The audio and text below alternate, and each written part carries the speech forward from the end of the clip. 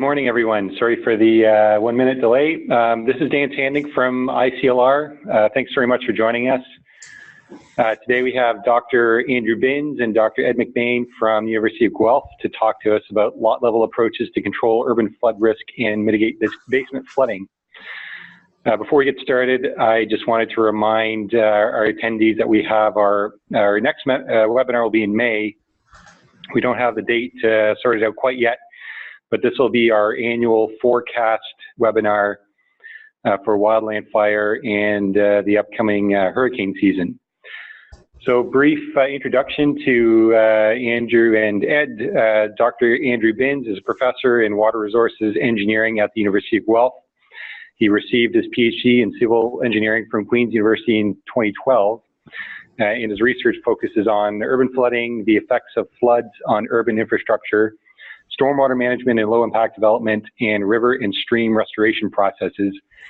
Dr. Ed McBean is also professor in water resources engineering and is Canada Research Chair of Water Supply Security at the University of Guelph. Ed received his PhD in civil engineering from MIT in 1973, and his research includes topics of urban flood characterization, asset characterization of municipal water infrastructure, and low impact development, design, and maintenance. So before we get started here, I just wanted to remind attendees about how to ask questions. And we actually have a new option for asking questions. So first, you can use the Q&A function in the webinar software, just like we always have. So if you scroll down to the, or up to the task bar in the webinar software, there'll be a Q&A window that you can open up and answer your questions. And we just opened up a new email address for our webinars because we've found that quite a few people are joining in boardrooms and may not be able to go up to the front of the room and type their questions into the computer that's projecting onto their screens. So if you'd like, you can still ask questions via this email address using your handheld or whatever you have on hand. The address is questions@iclr.org, and if you put webinar into the subject line, we'll know that it's coming from this webinar. So with that, I will pass it over to Dr. Binns and Dr. McBean, and it'll take a second here to switch over the presentations, but please go ahead.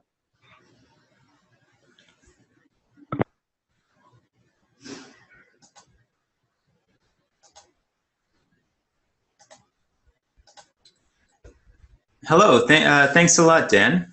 This is Andy Binns at U of Guelph, along with my colleague Ed McBean, as Dan mentioned. It's nice to be joining you guys today to be able to talk about this topic of some of the lot-level technologies and methodologies that can be applied to help mitigate the likelihood of basement flooding happening. So we'll spend some time today. Dan gave a little bit of details about us, so I won't spend any time on this slide. And as Dan talked about, we'll have time at the end to have some questions and discussion, which will be nice and helpful to what we do and what we've been thinking about the last little while. So this is a topic that Ed and I have been involved in since, along with Dan, going back to 2015, I think. We've begun by studying the topic of basement flooding and specifically looking at some backflow valves and sewage backup issues in basements. And what we'll do today is have a little bit of discussion about some of the context that leads to that topic. So we'll talk about how these floods develop, spend a few slides on that, and we'll spend a bit of detail talking about basement flooding and the implications in Canada specifically. We'll get into some of the technologies and show a little bit about what we've been doing the past while to investigate this. This includes some testing that's been done in the lab as well as computational modeling. And then we'll end off with a few slides that discuss what we plan to do in the next the months ahead on this topic. And that will lead in nicely to some questions that you may have. So this slide is a nice beginning. It's a textbook sketch that shows this mass balance cycle that most of us know quite well. So we won't spend much time talking about this, but this gives a good idea of an undeveloped, at least a less developed catchment. So anytime an event falls onto the face of the catchment, all of the flow is going to, some will be lost by ET, some goes into the soil, but then all of the flow is going to go to one common outlet and it'll flow down. In this case, that's denoted by the ocean at the end point as the outlet of this catchment. So this is a typical, just to highlight again some of the known mechanisms that we know that exist in this mass balance. And this is a mass balance because it's kept in balance with any changes in volume would be balanced by the input and output to the system. Now this is likely, again, as I mentioned, well known, and we also know how much of an effect humans have on these systems.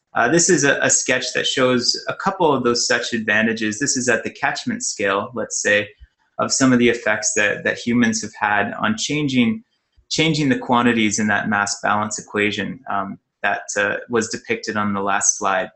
This can include things like changes in the flow path of a channel, an impoundment like a dam that we see in the middle of the slide, which is going to delay flow and change the timing of that sensitive balance. It can also include things like changes in land use, as you can see on the hillside of this mountaintop, loss of vegetation. That's going to change the timing and the magnitude of the peak flow that you might see at a location within this catchment. We also see effects of land use, such as we can see planting fields, development of cities, and that all has a significant implication. So if we then zoomed in on what's happening within maybe a subdivision, a city scale, this is the catchment scale, this shows a good idea of how that, what these adjustments that humans have made and that development has caused, how it affects this system. We can see a typical lot with houses on it. It flows to a common outlet. In this case, it's flowing to maybe a catch basin that you can see labeled inlet on this plot. So on top of all that was happening 2 slides ago, we now have the piping systems that have been installed in cities, outlets, ponds that have been developed to help maintain and manage flows. All of this is on top, exists on top of that. And we can go beyond this. We won't go beyond this in this talk, but we can go beyond this to talk about how this mass balance is affected by things like bottling plants and companies that take significant volumes out of a lake and then it goes someplace else. So again, the kind of takeaway is the effect of these human-made elements and human adjustments to these catchments have significant effect on ultimately on the flows that we see, and in cities those flows lead into the municipal piping systems.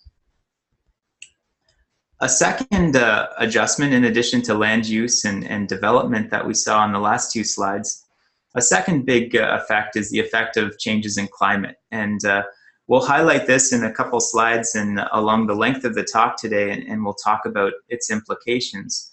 But definitely the big one that we see is at least in the place that we live in Guelph and in the GTA close by, we see a significant change in these big flashy events that happen. We see huge events happening, and the timing between these events is becoming less and less. So the effects of climate, we know that this depends on location. So someplace else in Canada, someplace else globally doesn't feel the effects of changes in climate the same as we do.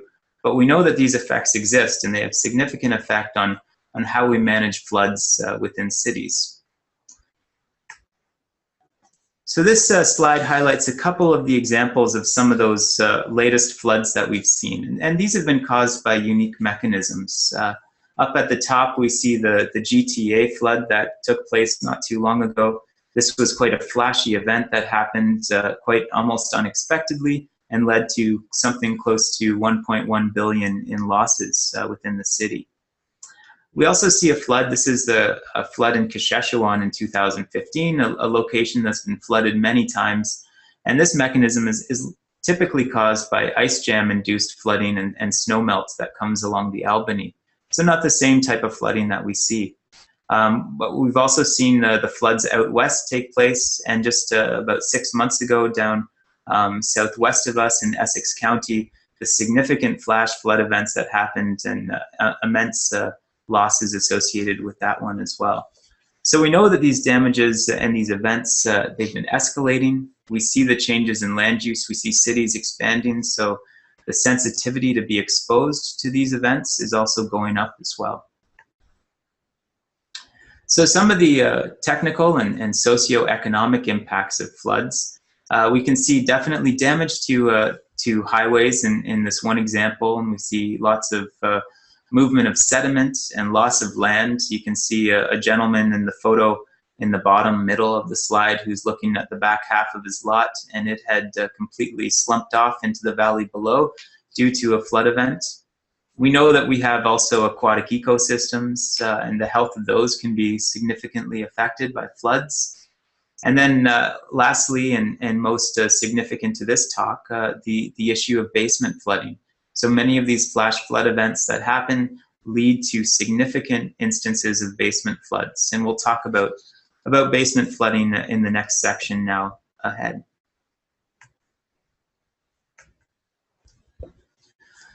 So it's become widely known that flood events in Canada have been the costliest issue that we've been facing with economic losses. It's a huge claims have been submitted. We see almost close to $2 billion now in losses due to this type of damage that's happening annually.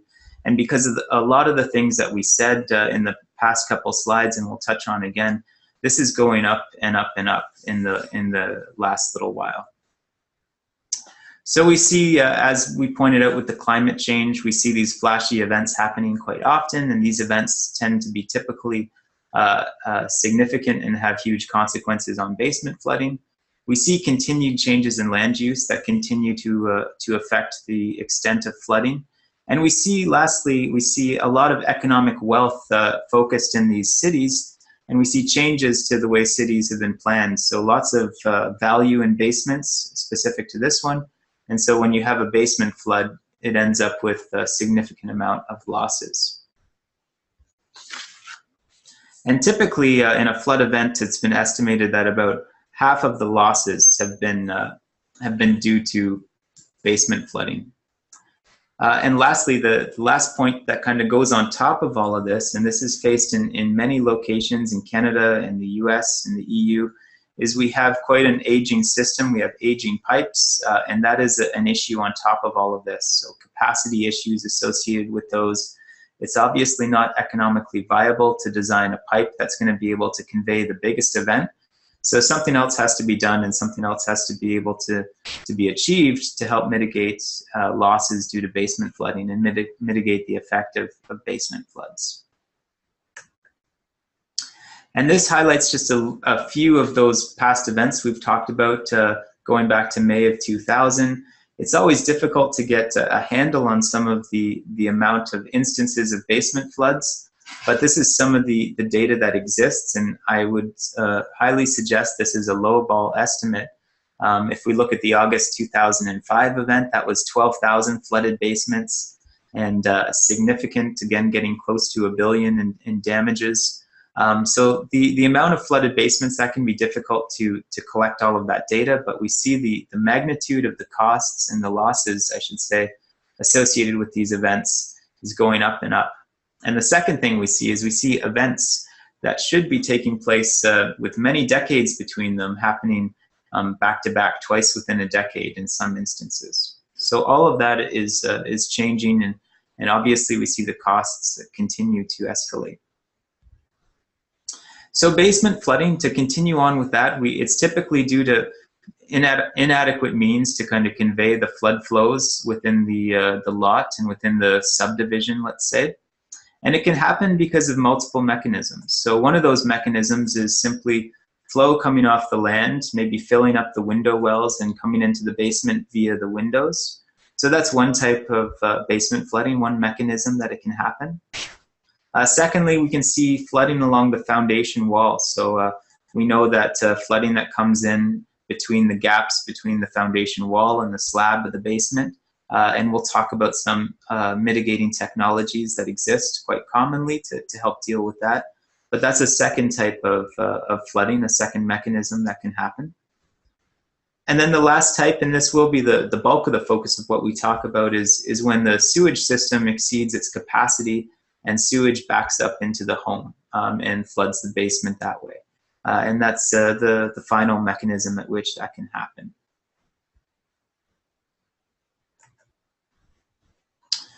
So this topic, as hopefully we've shown along the length of the last couple slides, this topic can't be studied, the issue of basement flooding can't be studied in isolation. Many things affect it, and many things affect the sensitivity of just an individual home in a city to being subjected to basement floods. This could be location specific, and we'll I know this is a lot on this one slide at the moment.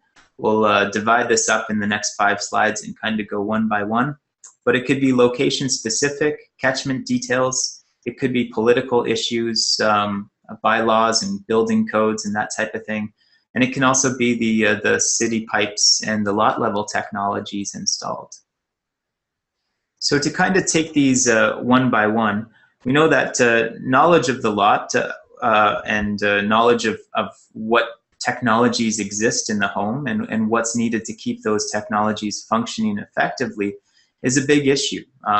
So the public's knowledge of say, having a sump pump in the basement and having a valve in the basement that blocks the sewage, the public needs to know that that exists in the basement and that, let's say, maintenance needs to be done to keep those functioning as they should. This can be a big issue at times of home sale when somebody new comes into the house and doesn't know what's been installed and what's needed. It's not an appliance that has a manual usually that's left alongside with that. So citizens also have to be involved in flood planning and flood management and knowledge of what's happening in the subdivision and in the municipality, and also willing to adopt flood mitigation technologies as well. So all of that kind of sums up some of those components of the sensitivity to basement flooding. Secondly, a big issue attached to this one, so this can affect a lot of the legal aspects and decisions associated with the installation and management of flood mitigation technologies. But building and plumbing code, we know that some language exists in the building and plumbing codes, but it's not always implemented equivalently Canada-wide, and that can lead to some discontinuities with that. Same thing with being able to have capacity to, say, deal with inspections, maybe downspout disconnection, that type of thing. So that can also be an issue, the capacity by which a municipality can do that. And also planning policies, as you can see as one of the bubbles. Planning policies that emphasize density and the use of basements as living spaces. That's a big issue as well and leads to additional sensitivity and heightened losses when a basement flood exists. So this next slide talks about some of those location-specific issues. You know, once you have a home in a specific location, this is difficult to avoid and deal with these, but again, highly useful in being able to assess the sensitivity to basement flooding. So this could be due to what type of events, the climates at a given location that you might be subjected to. It could deal with the locations of low-lying elevation, slopes along the face of the land, which change the timing of those peak flows that happen, which may cause one of those types of basement flooding to exist. So again, these things, we need to have knowledge of this when we take a look at individual communities and want to see how sensitive they may be to basement flooding, but not something that somebody can manage and modify. And the last two bubbles to talk about deal with what's installed in the city and then what's installed on the lot at the individual house scale. So within the city, this can include things like maybe the quality, the age of the pipes. Maybe it's a combined system in old communities, the condition and capacity of those pipes. It can deal with things as well, like we'll touch at the end of this talk, things like flood management ponds and maybe low impact development techniques that can be done at the municipal level to help to manage flows and minimize the peak flow that may be affecting a community. And lastly, at the lot level, many things can be done, and we'll kind of expand on this in a second. At the lot level, this is what the individual can do. The connection between the home and the sewage system, we can take a look at that. We can look at technologies that help to avoid floods coming in via the windows and floods coming in via the foundation systems as well. So we'll kind of take the next 5 slides, I think, to talk a little bit about some of those lot level technologies and methodologies that can be done. This slide puts a little bit of that into context and talks specifically about what can be done if we look at the foundation issues such as sump pumps, weeping tile systems. We can look at sloping of the land as well as the location of splash pads, disconnected downspouts as well, and again, conditions of pipes as well as what it's made of as well, and slopes. We'll focus in a couple slides. The big bulk of the focus will be on the valves that we'll talk about to help alleviate backflow, sewage backflow events. We'll come to that in a second. So we know that floods that can typically happen via the foundation and the basement slab, the foundation slab, can be minimized by foundation systems like a weeping tile system that helps to collect a lot of that flow that seeps into the soil beside the foundation, collects it in a pit, which is equipped with a sump pump, and then pumps it out of the basement to avoid that type of flooding. We know that these types of things can significantly lessen the chance of a basement flood. They can be subjected to maintenance issues and aging issues, such as clogging of the weeping tile system, and also we widely know of sump pumps that fail, especially in a blackout situation that can happen. Backfilling issues exist too when building a new home, which can add to the issues associated with foundation flood mitigation systems like this. We talked about floods that come into the basement via the window wells and the windows themselves. This can be a big issue, and this can be typically, you could see if you have a slope that's sloping back on the lot to the household, that can be a big issue that can add to this issue. So we want to maintain those slopes on the lot so that the flow doesn't come to the house and flows away. Maybe it goes into a swale collection system along the way. We know, I mentioned this concept of low impact development techniques. This can be done at a municipality level and a subdivision level, but simple things can also be done at a lot level. Having a nice swale that helps to lessen the amount of flow that's leaving the lot can be one key example of that. This is a little bit of an explanation to those of you who may be new to the topic of LIDs, low impact development.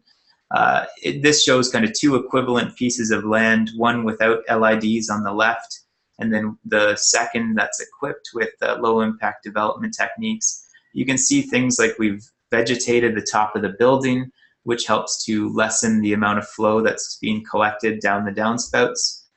We've got a lot of less asphalt as well, which can help to, again, coax the flow to seep into the soil as opposed to flow into catch basins and along open channel flow paths.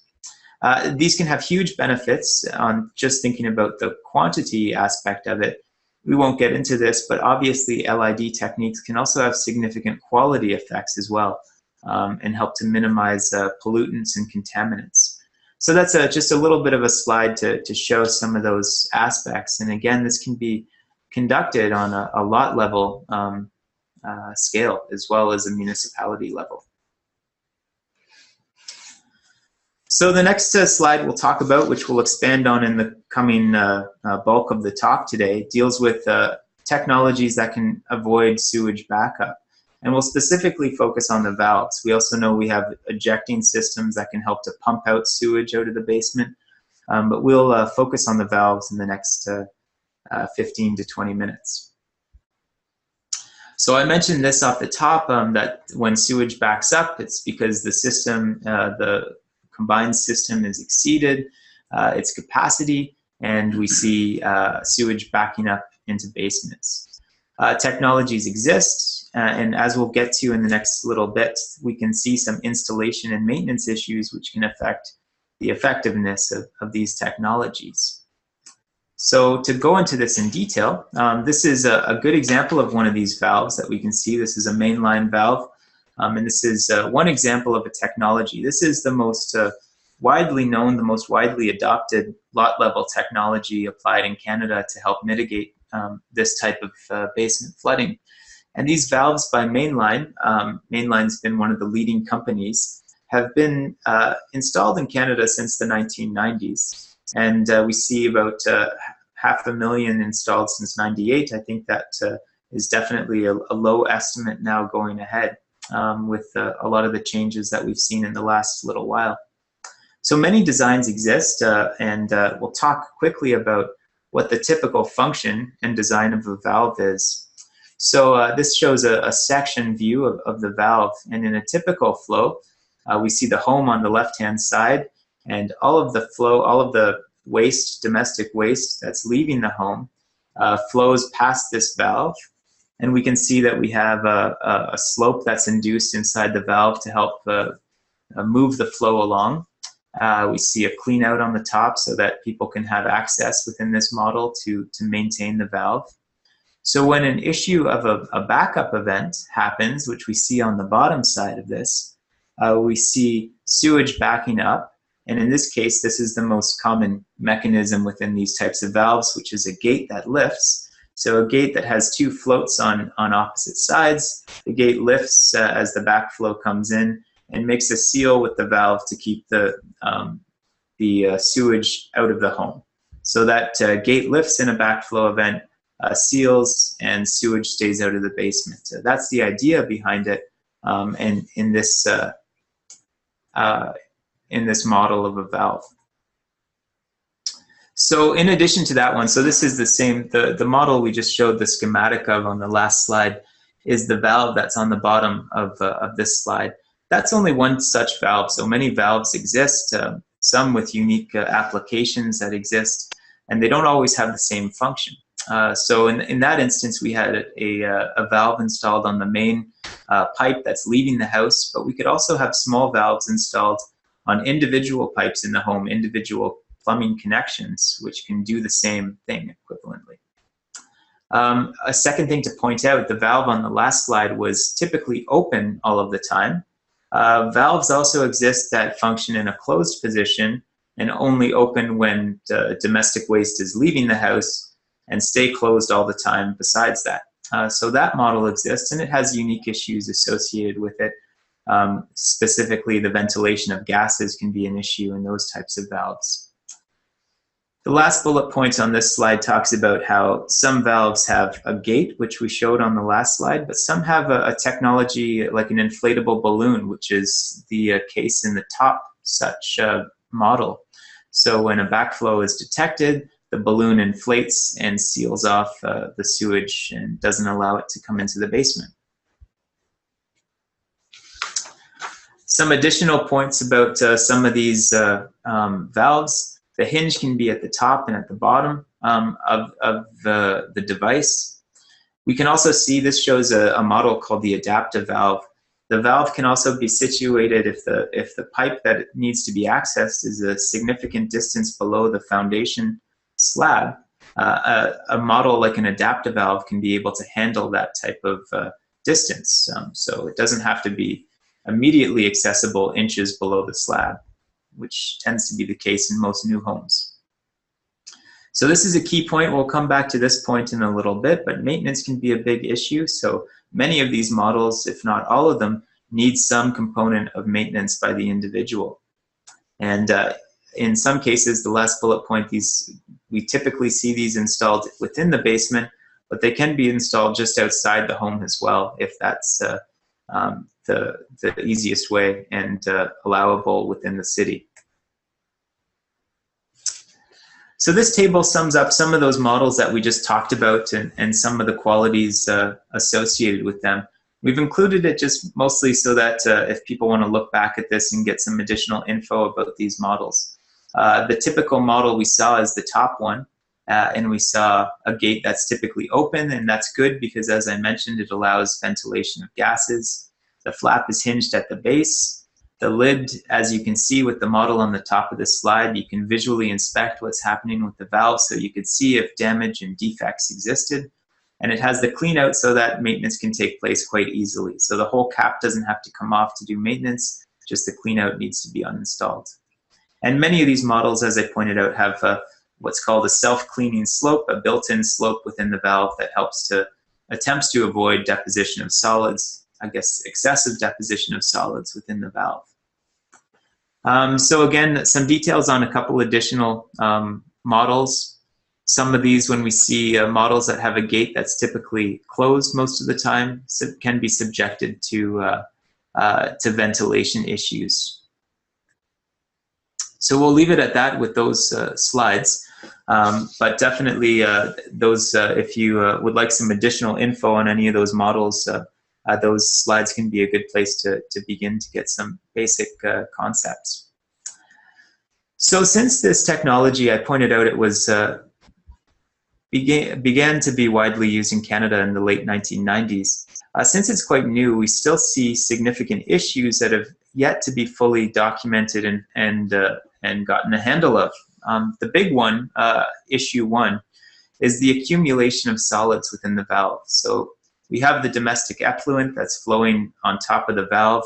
It's inevitably going to be depositing solids on that valve and on the floats and on the hinge. And this may affect the function of that valve with time. So it may affect the movement of the valve, so the ability of the valve to lift and make that seal.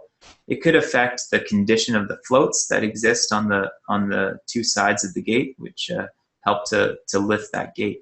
So that's a key issue, and that's, as we'll point out, I'll say this again in a couple slides, this has been the biggest cause of valves that have failed, meaning a backflow event happens and the gate doesn't close. So some additional issues include the selection of a specific valve into a suitable location. So some locations need a specific type of valve, and this could be due to the slope of the pipe in that location, which dictates a specific valve. So the suitability of specific valves in a specific situation is an issue. Many technologies exist, as we see. These can be typically easy to install in new homes when the home's being built and quite cost effective, but the cost can go up slightly when installing this in an old home. So being able to identify what type of valve is needed and being able to assess the types of technologies and the advantages in a specific situation tend to be significant questions still. So dealing with some of these questions will allow us to look at a specific valve and estimate what the lifespan is. So if a valve is installed and unmaintained, how long is that valve going to stay functional? Investigating these will also allow us to identify what would be the cause. So what's causing the valve to fail? Is it the hinge, the float? Is it the solids that inhibit the motion of the valve, the gate, I should say? Assessing maintenance time. So how often does that valve need to be maintained? And this links up well with the lifespan of the valve. So if a valve needs to be cleaned out each 6 months, how can we assess what that time is in a given home? And that's going to depend on many site-specific issues as well. And lastly, finding out what the optimal model is in a specific situation. So this gives you an idea of what an unmaintained valve may look like. This is some photos that we took at a valve of a colleague that was kind enough to allow us to have access to his basement and take some photo documentation so that we could see what a valve that was installed in 2011 looked like in 2016. So this was, again, no maintenance had been done to this valve. It was installed in 2011. It was left alone, and in 2016, we opened it up and took some photos of this valve. So what you can see is, as pleasant as this can be to look at, is you see a lot of deposition of solids along the valve, along the inlet coming into the valve, sitting on top of the gate. You can even see it, it doesn't show up too well because the float is black, but it's deposited on top of the float as well. And you can see some aging and damage happening to those floats. So again, a significant amount of deposition exists, and this can lead to the inability of that valve to function as it's designed when a backflow event takes place. Just to highlight some of those things, this shows an additional photo. This is a photo given to us by contacts at PPC, a plumbing company in Ottawa that deals with a lot of basement flooding issues and installation of valves and maintenance of valves. And this shows again deposition of solids all along the length of the valve. The floats look damaged and with solids deposited on them. And we see again some issues, again common causes of why these valves failed. Most of these valves, once installed, they've yet to be maintained. Most people don't even know that they need to be maintained. But some of the valve can fail because of solids, but because of also slope along the length of the valve and the pipe itself. You can also see if a valve has been left unused, you could see that valve would get stuck. So I guess a typical example of, let's say a family goes away in June and comes back in August, that valve could be in a stuck open location because of all that oil and solids that get deposited on the valve have kind of seized it up in its position. So again, just some of the highlighted points of which can lead to a valve failing. This is a little bit of documentation that we've done in the last couple months to look at specific locations and specific instances of basement flooding and identify what the causes of valves fail. So in each of these locations that we see in this table, beginning with Hamilton to Edmonton, they've all documented valves failing due to a backflow event. So the valve ceased to do its function. Most of these have been due to buildup of solids on the valve, inhibiting the valve to move. Some of them have also been documented as mechanical issues. So the valve being damaged. In one case in Hamilton, the valve was bent in half by the magnitude of the backflow event. So the stability of the gate once it was closed was a key issue. Some of these have been locations specific, such as a home being located in a low-lying location, which added sensitivity to that home. So as best as possible, we identified that the buildup of solids was the most common cause of valves failing, in addition to some mechanical issues, as pointed out on the last slide as well. So maintenance issues, again, as the concluding point on this slide, maintenance issues can do a lot to help alleviate the issue of a valve failing. So we'll talk a few minutes about, and we have a little video to show some stuff that we've done in a couple minutes, but what we've been doing in the last few months have been seeking to evaluate the function of these valves using a physical model, and you can see an example of the model on the bottom two photos, and we have some photos coming up as well. So using a physical model to look at when does a valve fail and how does it fail, and then we want to build that into a computational model to be able to extend some of the conditions that we test in the lab, because you can only test so many types of conditions in the lab, and we'll need to move to a mathematical model to extend that capability.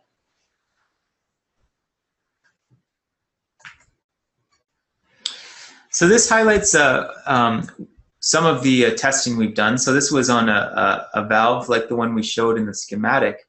And what we sought to do was imagine if one of the causes of fail was solids getting stuck between the gate hinge and inhibiting that gate to make a complete seal. So the gate in these locations that we see, the gate's been fixed at a specific opening, so stuck open. And what we wanted to do with this was we wanted to visualize what the flow looked like, so to get an idea of the velocity of the flow in the valve, and use that to help build what we call a computational fluid dynamics model, which is a mathematical modeling tool which allows us to simulate computationally what's happening in the lab. So I'm going to see if this video shows, and the dye is a little difficult to show. I apologize about that. What we see on the bottom is the ceiling lights shining off a plexiglass top we've put on the top of this valve. So I'm going to see if this shows, and what you should see coming in is you should see the dye coming in and kind of being blocked by the valve and moving along the sides of the valve.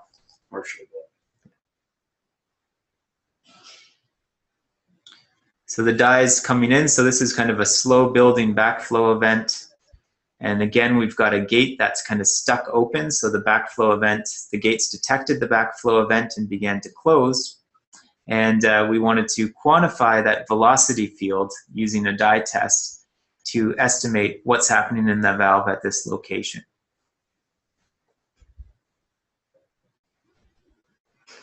So that was just a quick snippet of a video, and the bottom one shows the same thing, except the opening isn't at the same angle, so the gate isn't stuck at the same angle. Again, to validate the model that we wanted to use, we need as much data as possible at multiple openings, and we can slowly see the dye kind of building up behind the gate and getting passed along the sides of the lifted gate. If you can see, I don't know if you can see my mouse on this, but it shows the flow paths along the side of the gate as the flow depth is building up and up and up, eventually being above the top of the gate.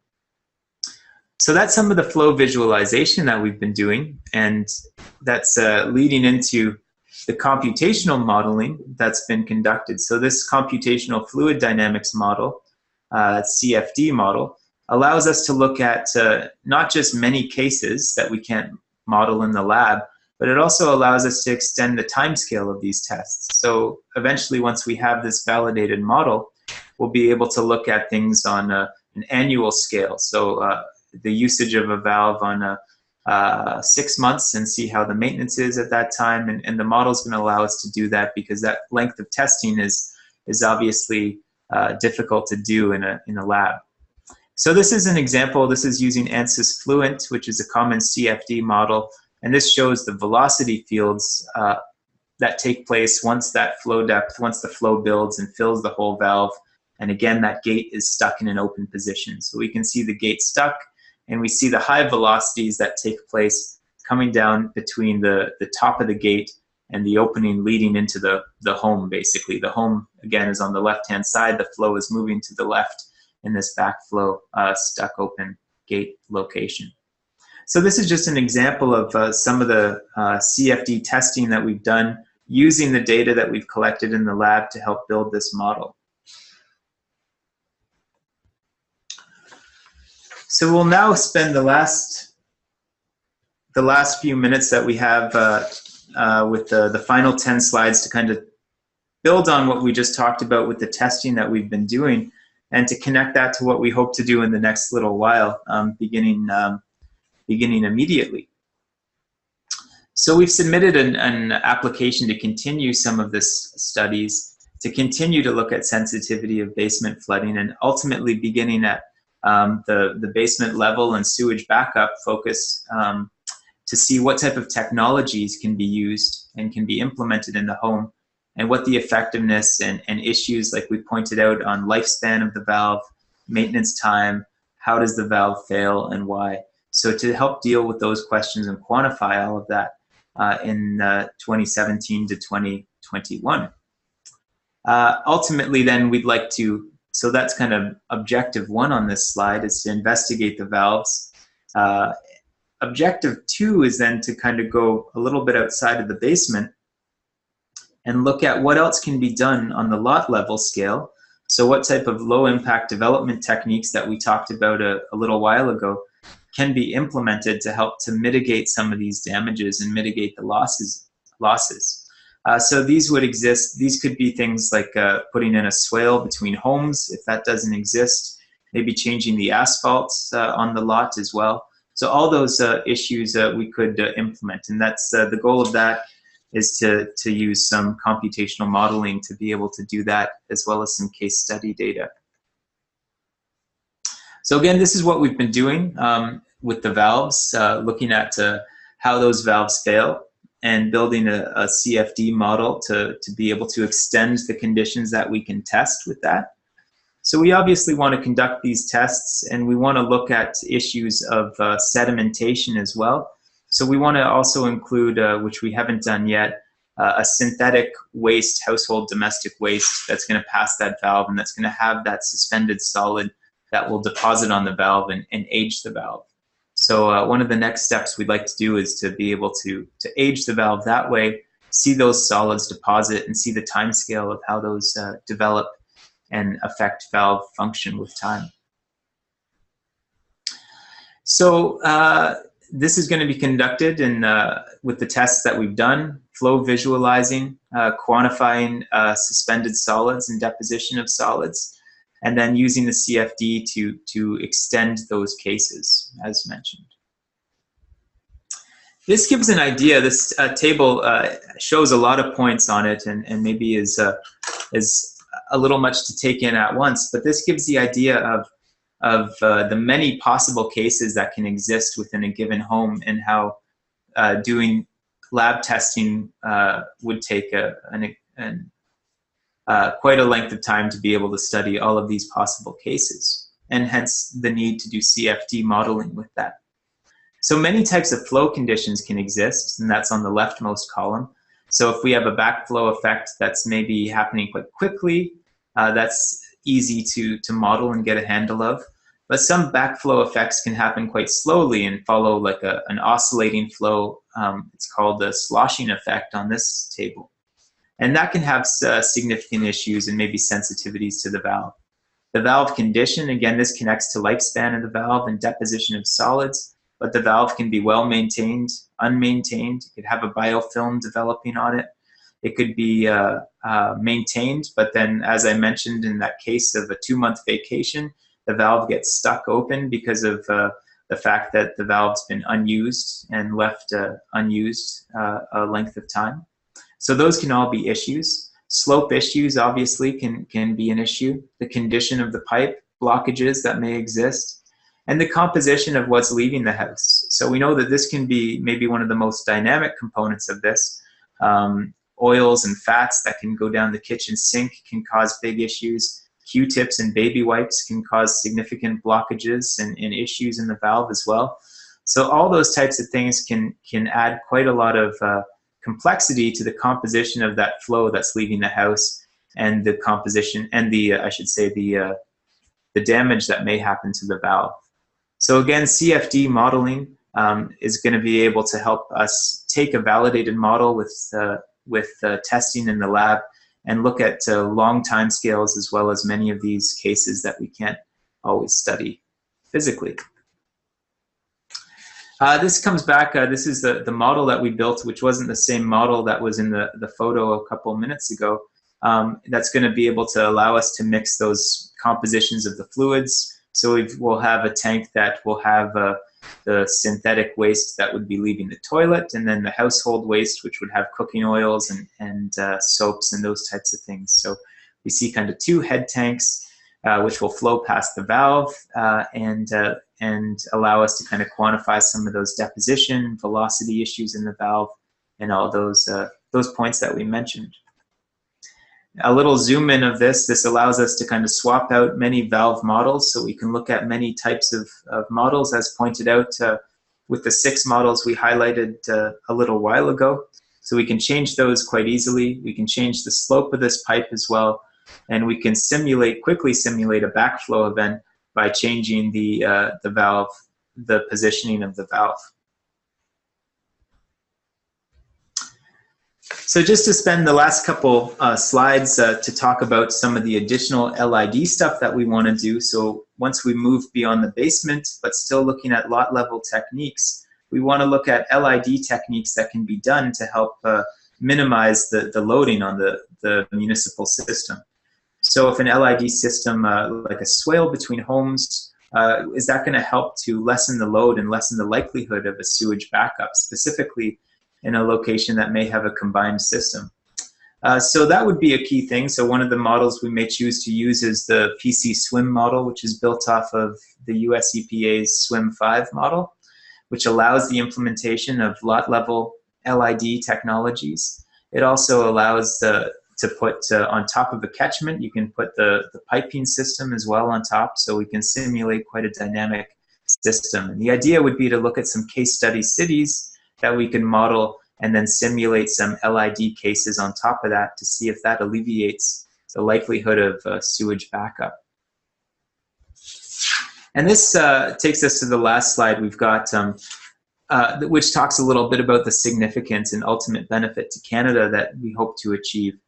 Obviously, guidelines and installation of valves and even LID on the lot level technologies, as well as O&M.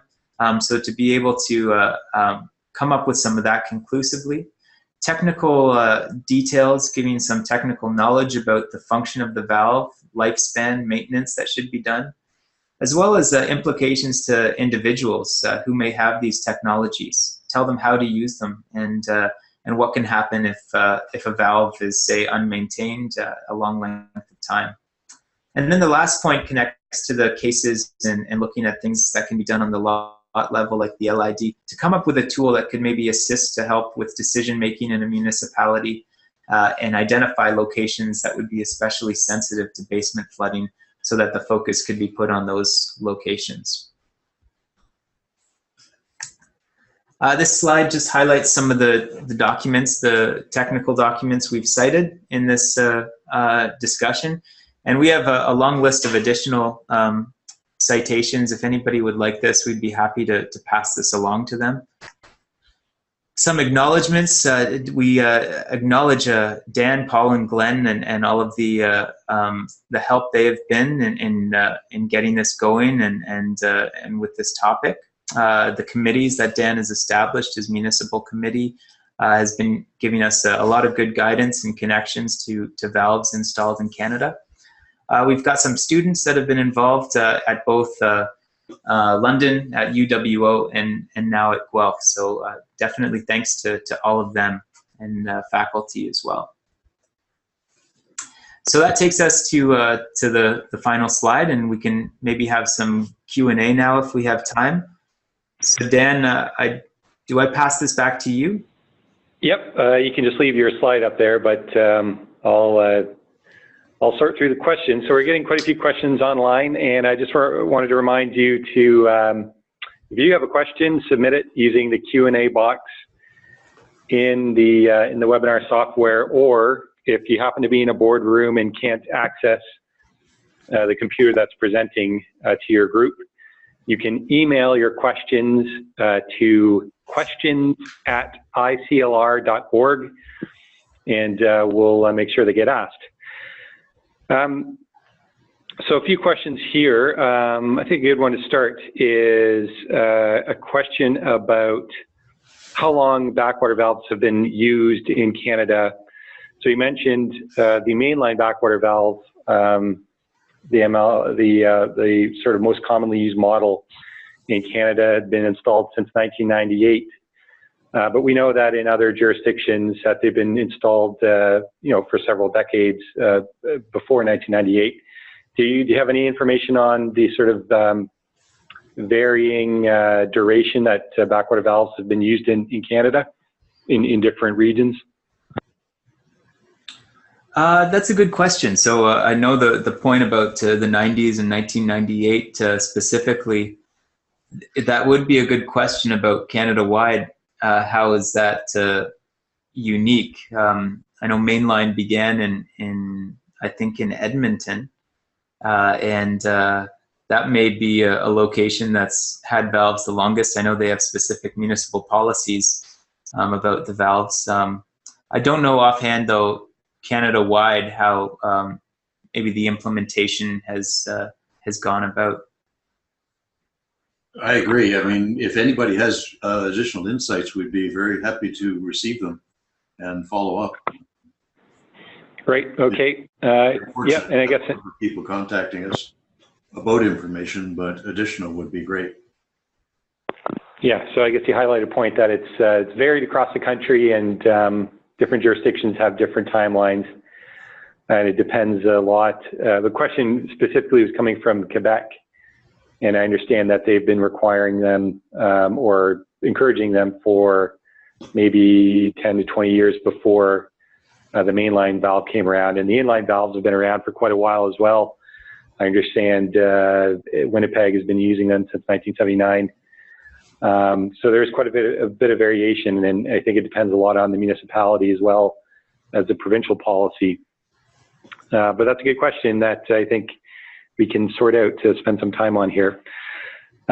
Another question, and this is a question that we've certainly got quite a bit over the years, and this is one I think we've relayed to Ed and Andy for some of their engineering insight. But the question is, and this is from Clara, will the installation of backwater valves in some homes increase the chance that other homes in the neighborhood without backflow protection be flooded during a sewer surcharge event? That's an excellent question, and it would make sense. I mean, in a backing up of the flow, it's going to go someplace. So if you look at a city block, and if each second house has a valve, those houses in between will likely be flooded. So I think at the extent, if you think about maybe the extent of the flooding, at its that's the fact that maybe one valve, say this was the last home that's going to be flooded, if they had a valve, then the next home down is going to get the flood. So in those instances, yes. Right, although it's a little more complicated than that, because there's only relatively small volume that comes into the house, but it's a real upset obviously for the people living there. So how much is actually going into the house or prevented from going into the house, it's hard to tell. I guess we could look at some features of that, and using PC Swim, we should be able to do that, but it would be quite location specific. Right. So a damaging flood event doesn't necessarily require a huge volume of water that would be displaced in other homes if you had a valve, I guess is one point you're making, and it's location specific.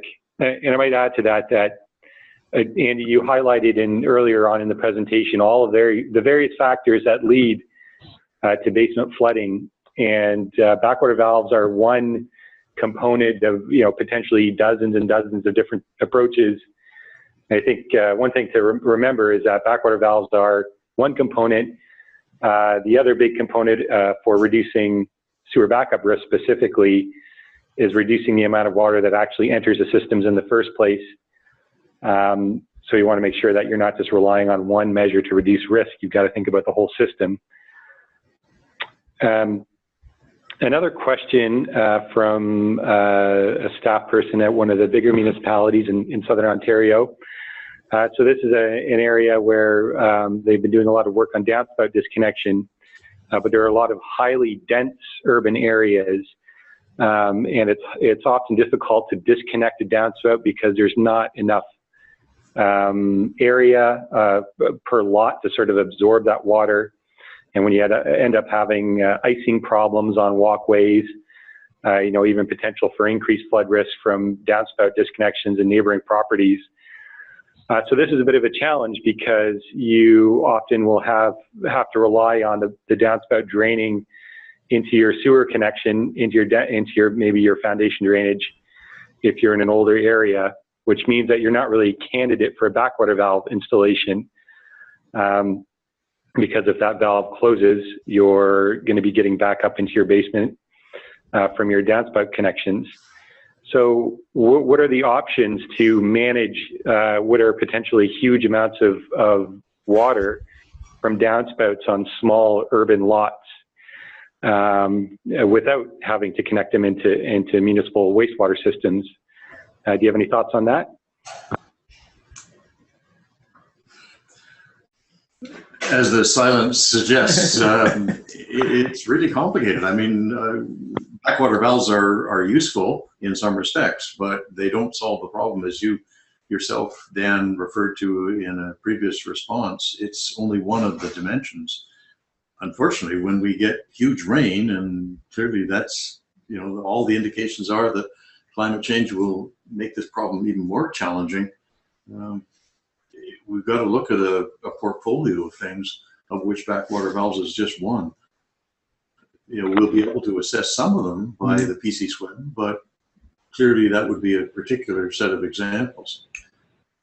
The homes in those locations, and I get that that's a challenge in many locations. I think the homes could, maybe this is quite simple and thought of, obviously, but having some type of detention capability on the lot. You connect a tank to the downspout. That could help to alleviate a little bit of the load. It sounds like this wouldn't be a feasible possibility in this location, but having a pond that many houses have the downspouts then going to is also a possibility. I lived in a house once that did that. And I thought my downspout wasn't disconnected, but it was actually just connected to the pond in that instance. Well, in some of the LID technologies, the infiltration trenches from which the delivery is from the rooftop, if that's feasible, that's an example of the LID approach, and that can help at least for major events, because the infiltration trench itself has significant volume. That would certainly help. Right. In a response actually from the question there, David, he says, I think referring to this question, we need to look into surface storage devices for retention. Of course, this would work in the summer. And I think this is sort of related to what you're mentioning here. A couple of questions about the sort of the specifics of the work that you're doing in terms of the failure mechanisms. One question is, so Andy, you had a table earlier, a matrix outlining several potential failure factors for backwater valves. I know it's still early in this work, and this is maybe one question that you're working toward, but do you have a sense at this point what, how, the average age of valves when they're vulnerable to these types of failure mechanisms? Is it many years? Is it a short period of time? Any thoughts at this point? And that was what the age of the valve is when it fails? Right. Yeah. I mean, all we have is case study situations where individual plumbing corporations have we've been in contact with, and I guess the maintenance is really a huge issue. Currently, a lot of them, the householder doesn't even know they exist, and it's not exactly a thing that they're going to be enthusiastic about investigating, because it's rather unpleasant in many respects. But possibilities of having systems that are checked every couple of years would be very helpful, I think. I mean, we would at least have a better understanding. But as Andy referred to earlier, sometimes the circumstances are somebody's been away for a while, it's now stuck because it's been rather dried out and so on. So evidence of clogging is certainly evident, apparent. Having regular maintenance would be very helpful indeed, but that's not an easy thing to enforce. Yeah, definitely a difficult thing. We've been making some headway with some companies and some municipalities, because this is actually data that does exist in somebody's book, and it would be quite valuable to know when 20 valves fail in a subdivision. The knowledge of when that valve was installed exists, and if it was maintained, likely not, we'd have an idea of the timing of those valves. So we've actually, along with some of the students involved, we've been looking into a couple contacts in Edmonton and in Hamilton to get some of this info that would definitely help to point us to that question and identify those timelines. Right, yeah, and some of the conversations I had, and this is not verified yet or scientific information, but one of the conversations I had with a company that had been inspecting valves. So this is a company that both installed valves and then offered a service where they would go and maintain the valves for homeowners. He was finding that, a good portion of valves were in that stuck open position within 1 or 2 years of having been installed. So the time that the valves are in a state where they might fail could be pretty short. But I guess that's certainly one thing that we'll try to sort out with the work that you guys are doing. Right, you've nailed right on the head there. The 25% reference was provided to us by an individual, and that's pretty alarming within a few years. So clearly, there's opportunity for real improvement if we can just figure out a mechanism to accomplish it. Right. I guess one of the challenges here is that people might not know that their valve is vulnerable to failure until they're actually experiencing a flood, and might be able to report that to their municipality. But of course, as you mentioned in the presentation, there's lots of causes of flooding. And so how does the homeowner know if it came through the sewer system or through infiltration or something like that?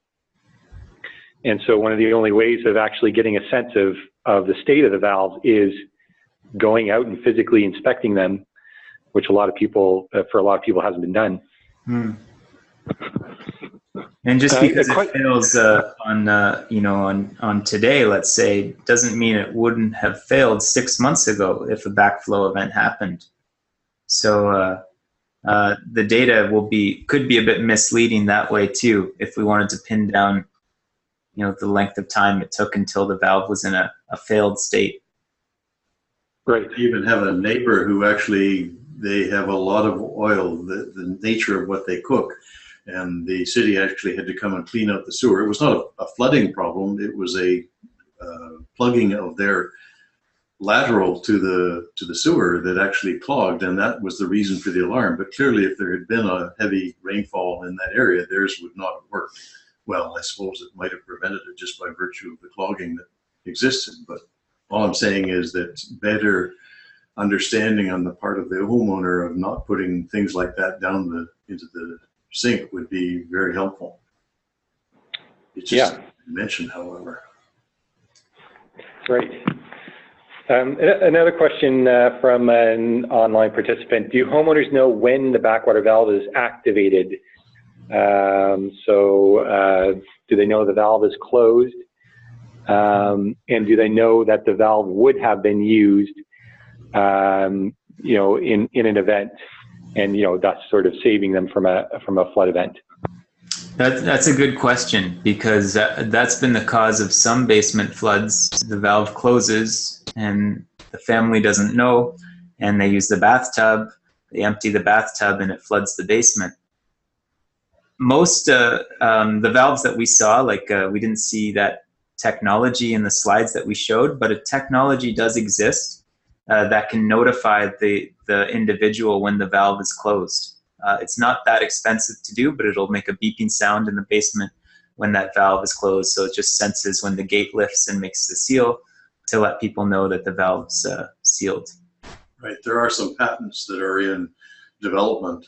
I'm not sure the status exactly, but because they haven't told us, but that would be something that would be very helpful, at least to make people more aware. Yeah, right. And I think the second part of that question was, say, the extreme rainfall we had over the last couple of days in southern Ontario, somebody's got a backwater valve and they didn't experience flooding. Is there a way to know that that valve actually performed and prevented the flooding that they would have otherwise experienced?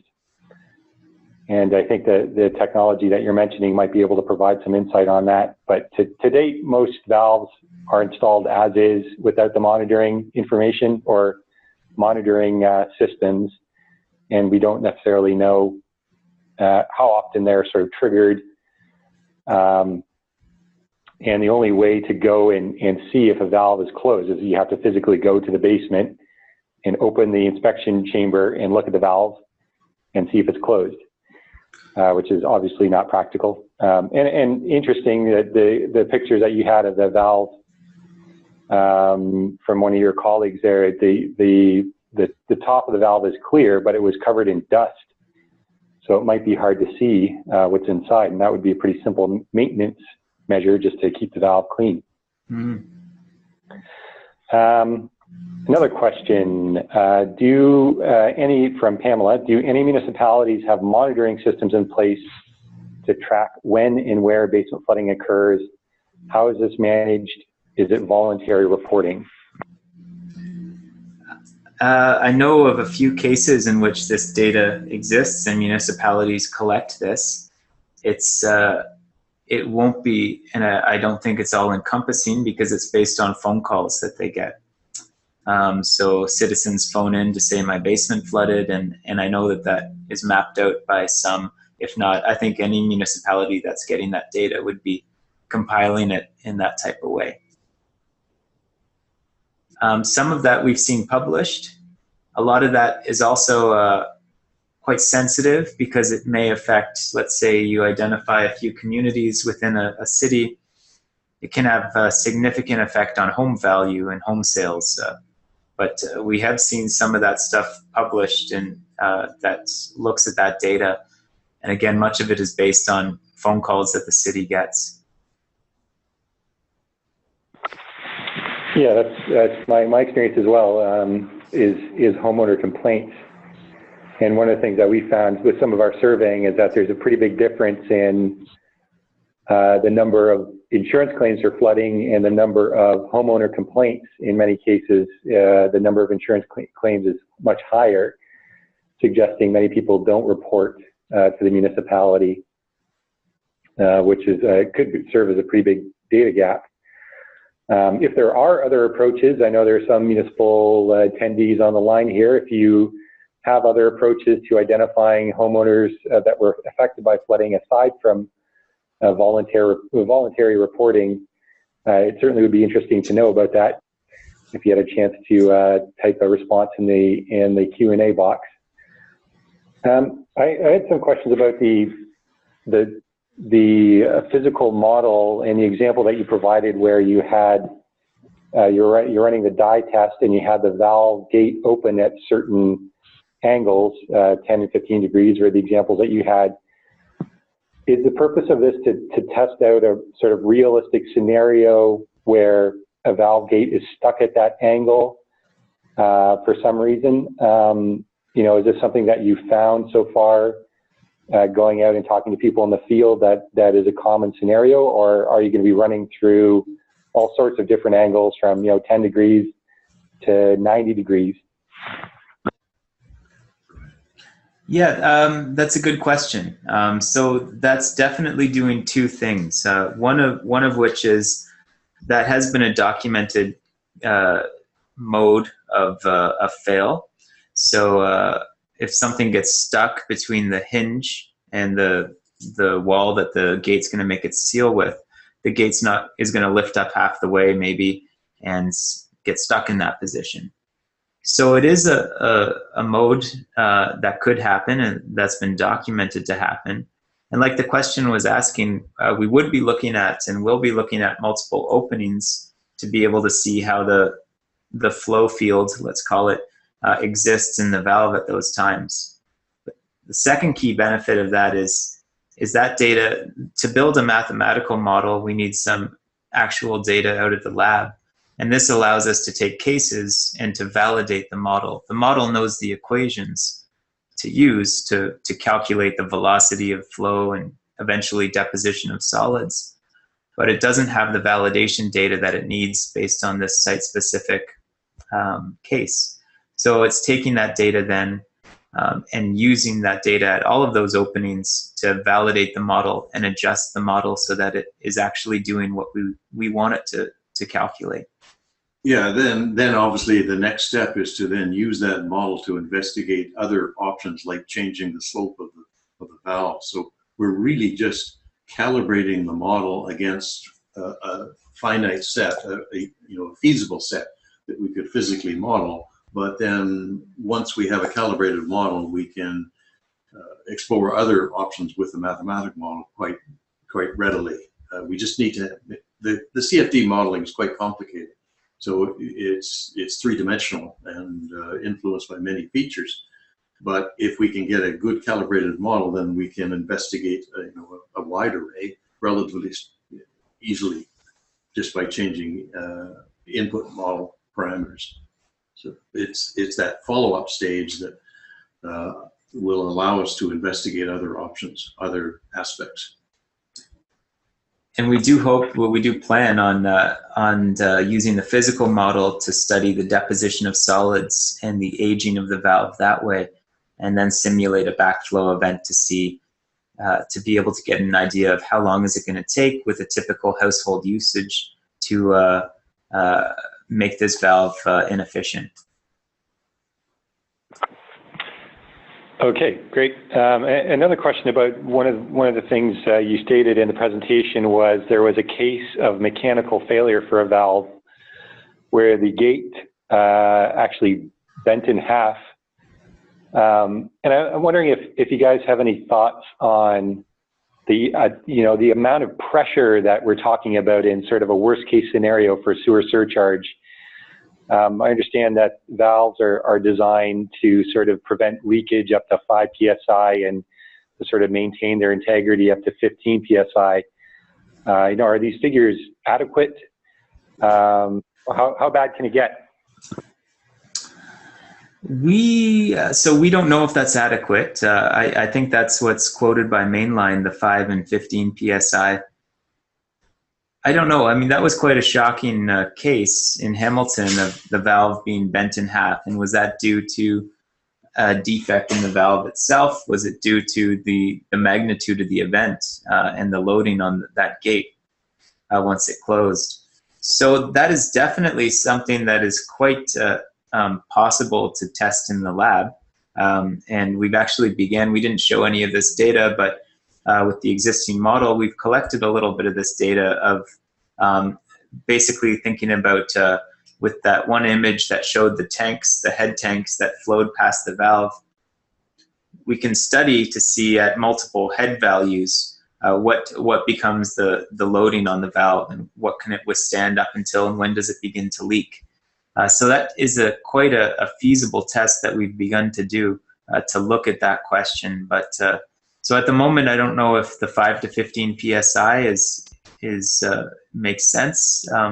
It may well, but ultimately, we could begin to get into that mechanical question by looking at what point does the valve begin to be subjected to that type of fail. Okay, and with those tanks, what's sort of the maximum pressure that you can test? Ceiling height. Right. We are limited, obviously, in the magnitude because it's a physical room and so on. But you get about 10 feet ahead or so. Yeah, it is an elevated ceiling. It's not a typical ceiling, but it's an elevated ceiling beyond just the level. I guess we could also install pumps and investigate even higher ones. I mean, I guess we were rather shocked when we got that feedback from plumbers that are out there in the field, and I guess maybe it's an appropriate time to just encourage anybody if they have good contacts that would be willing to speak to us. We'd be delighted to make contact with them because their field experience is so hugely important, providing new insights. Right. Yep. I guess highlight. Hindsight, we could do higher ones. I guess we'll use the physical constraints of the building as a first step and see what kind of results we get. Right. Okay. So I guess that highlights part of the purpose of this presentation is also reaching out to interested groups and asking for input and involvement if this topic is of interest. Absolutely. Great. Another question from Pamela. So I'm not sure if you'll have a response for this, but this is maybe something to think about in the work going forward. Do you have any insights on how often lateral grade needs to be adjusted when valves are installed and the related cost to the homeowner? So this is getting at to the part of the installation recommendations for the valves is that the grade of the valve be at least 2 degrees. So in your discussions so far with plumbers and municipalities, do you get a sense about how often, in a retrofit scenario, homes are in a state where that angle can be met without significant changes to the grade of the lateral? No, I think again it would have to be somebody who is an experienced plumber that's encountered that kind of situation. Hopefully we, great question. I think we could include that in our set of questions that we raise of the plumbers and get insight, because they're on the ground and dealing with it. So hopefully we can get some insights. But questions like that are great. So please, again, encourage anybody who's listening that has those kind of questions that we could include. Would be super. Right. Okay. Yeah, it seems when in the early discussions with some of the municipal participants that, and actually some of there was a plumbing or a flood inspection officer in Edmonton that suggested that grade was the most significant cause of failure. And like you're saying, deposition of debris can increase when you have poor grade on the valve. So it's a really important question, and one of the biggest factors that causes the cost of the valve to increase when you're retrofitting, because in many cases homeowners have to excavate 5 or 10 feet of their basement in order to regrade the pipe to get the grade right for the valve. And part of the work that you're doing is looking at the different types of valves, and one of the valves that you mentioned is designed for scenarios where you can't necessarily get a very good grade. So there are installation options that might be able to help reduce the costs. Okay, I think maybe we'll wrap it up there. Thanks very much, Dr. Binns and Dr. McBean, for your presentation today. And if you have any last comments, I'd welcome you to provide them. Thanks a lot, Dan, and thank you to the audience as well. Absolutely. The questions have been great and given us some more things to explore. And if others occur, please send them along. Right. Yep. So this work, as you mentioned, is in the early phases. There's lots of opportunity to become involved.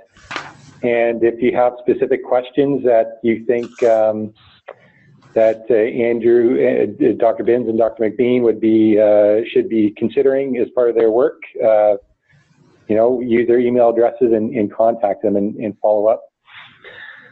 So thanks again, everyone, for joining. We had a very good turnout today, about 80 people on the line. And thanks for all of your questions.